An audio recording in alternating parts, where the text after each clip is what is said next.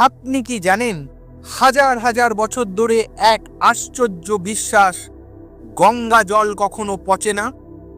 ঘরে বছরের পর বছর রেখে দিলেও এর রং বদলায় না, গন্ধ হয় না, এমনকি জীবাণুও টিকে থাকতে পারে না। কিন্তু কেন? বিজ্ঞান বলছে গঙ্গার জলে আছে এক বিশেষ ব্যাকটেরিওফাজ, যারা ক্ষতিকর জীবাণুকে ধ্বংস করে দেয়। এই কারণেই অন্যান্য নদীর জল দ্রুত নষ্ট হলেও গঙ্গা জল থাকে দীর্ঘদিন বিশুদ্ধ। কিন্তু শাস্ত্র বলে অন্য কথা। পুরাণ অনুযায়ী গঙ্গা শুধুই নদী নয়, তিনি দেবী গঙ্গা।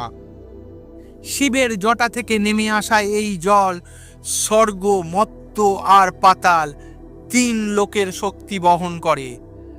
তাই মৃত্যু, জন্ম, পূজা সব জায়গায় গঙ্গা জল অপরিহার্য।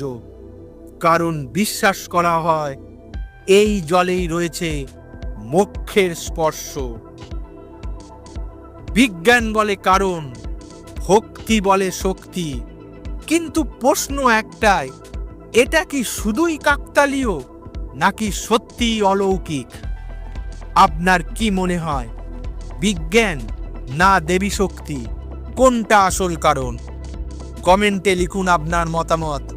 আর গল্পটা ভালো লাগলে একটা লাইক করে দেবেন, বন্ধুদের সঙ্গে শেয়ার করবেন এবং মিথিক বাংলা চ্যানেলকে সাবস্ক্রাইব করতে ভুলবেন না। মিথিক বাংলা, যেখানে পুরাণ জীবন্ত হয়। জয় মা গঙ্গা।